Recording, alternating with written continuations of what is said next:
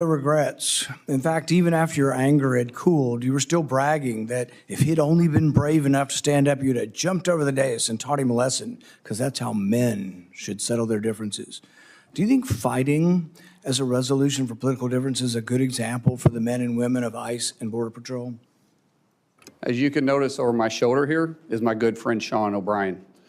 Both of us have had conversations, both of us have shaken hands, and both of us agreed we could have done things different. Sean is someone that has become a close friend. We talk all the time. I've been on his podcast. We've talked through this. That's how you handle your differences. Not like this, Chairman. I'm glad you guys are friends now and that you've reconciled. But really, it doesn't get to the real point, whether or not you think violence is the way we settle things. In the days after the fight, you said, and I quote, "Sometimes people just need to be punched in the face." Is that still your opinion, that political disputes can sometimes and often only be resolved by violence? Today, we're talking about a moment from a recent Senate hearing that caught a lot of people's attention online. During the discussion, Senator Rand Paul pushed back strongly against comments made by Senator Markwayne Mullin after Mullin referenced the historical idea that dueling was once legal in certain political disputes. The exchange quickly turned into one of those moments that spreads across social media because it's dramatic, a little surprising, and raises questions about how seriously political leaders should talk about historical traditions in modern government. Before we get into the details, if you enjoy thoughtful breakdowns of political moments like this, make sure to like the video and subscribe to the channel. It really helps the channel grow and reach more people who want calm, fact-based analysis instead of constant shouting matches.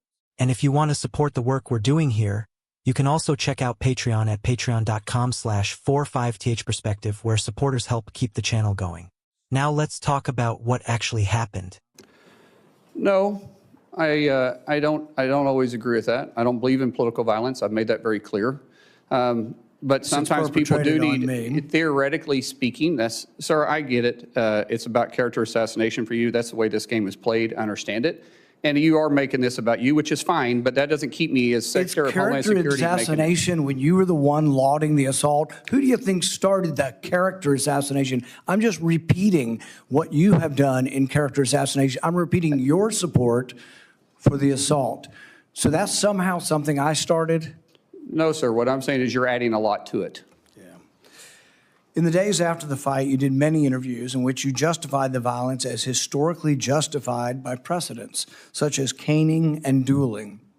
Is it today your opinion that the caning of Charles Sumner was not only justified, but argues still for resolving our political differences with violence? What I was simply pointing out is some of the rules that still apply to this body. For instance, dueling with two consenting adults is still there.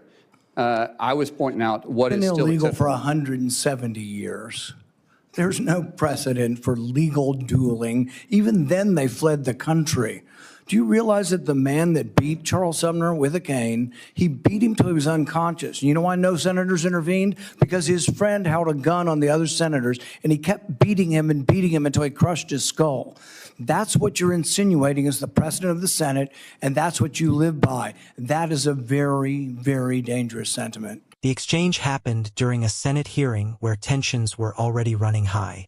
As often happens in Washington, the discussion started around policy and accountability, but it eventually shifted into something more personal and rhetorical.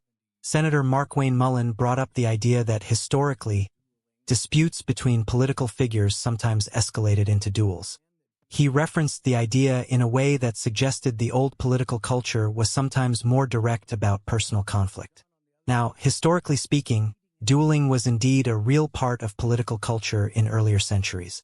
In the 18th and early 19th centuries, public officials and military officers sometimes resolved disputes through formal duels.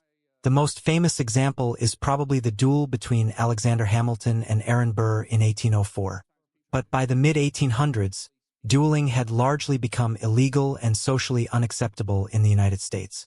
In fact, the practice became so controversial that many states introduced laws specifically banning it. So when Senator Mullin referenced dueling in a modern Senate hearing, even if it was partly rhetorical, it immediately drew attention. That's when Senator Rand Paul stepped in and criticized the remark. Paul argued that suggesting violence or even joking about it in a legislative setting crosses a line. His point, essentially, was that political disagreements should stay within the boundaries of debate, law, and democratic institutions. According to Paul, even referencing historical violence in a way that sounds approving can send the wrong message, especially in today's already tense political climate.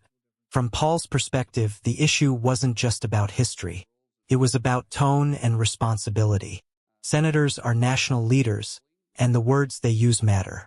Paul seemed to be arguing that bringing up dueling, even hypothetically, doesn't help calm political tensions or encourage serious debate.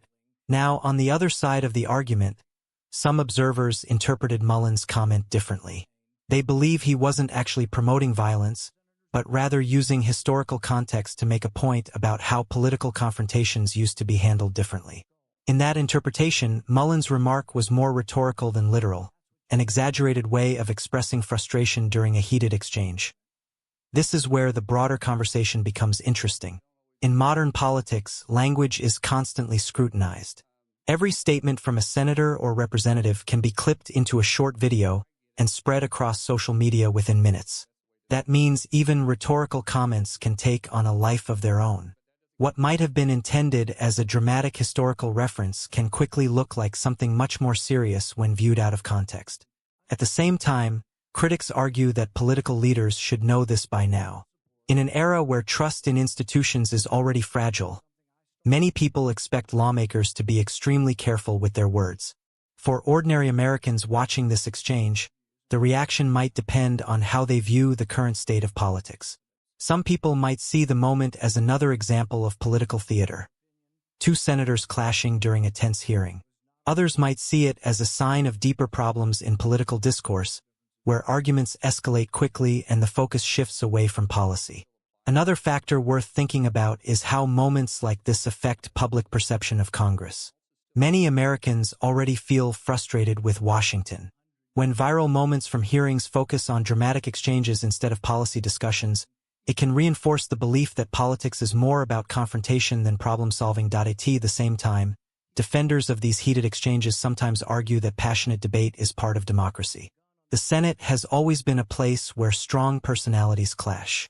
Throughout American history, there have been intense arguments on the Senate floor about war, economic policy, civil rights, and countless other issues. In that sense, a heated moment isn't necessarily unusual. The real question might be whether moments like this help move the conversation forward. If the goal of a Senate hearing is to clarify policy, hold officials accountable, and debate ideas, then dramatic exchanges can sometimes distract from that purpose. But if they draw public attention to the hearing itself, they can also spark broader conversations about political behavior and leadership. From my perspective, the most important takeaway isn't just the clash between Paul and Mullin. It's what the moment reveals about the current political environment. We're living in a time where every statement is amplified, every disagreement can become a viral clip, and every political figure is under constant scrutiny. That environment can make political communication more difficult, but it also means leaders have to be more thoughtful about how they speak. Whether you agree more with Rand Paul's criticism or think Markwayne Mullin was simply using historical rhetoric, the bigger issue is how political leaders set the tone for national debate. Words matter, especially when they come from people in positions of power. For viewers trying to make sense of moments like this, the best approach is usually to step back from the viral clip and look at the full context. What was the hearing about? What arguments were actually being made? And what does the exchange tell us about the broader political climate? That kind of context helps turn a viral moment into something more meaningful than just another political argument. At the end of the day, debates in the Senate will always be intense. That's part of how democracy works. But the way those debates are framed and the language used can shape how the public views the entire political system. I'm curious to hear what you think about this moment. Do you think Senator Paul was right to call out the comment about dueling? Or do you think Senator Mullin's remark was simply rhetorical and blown out of proportion? Let me know your thoughts in the comments below. And as always, keep the discussion respectful so everyone can share their perspective.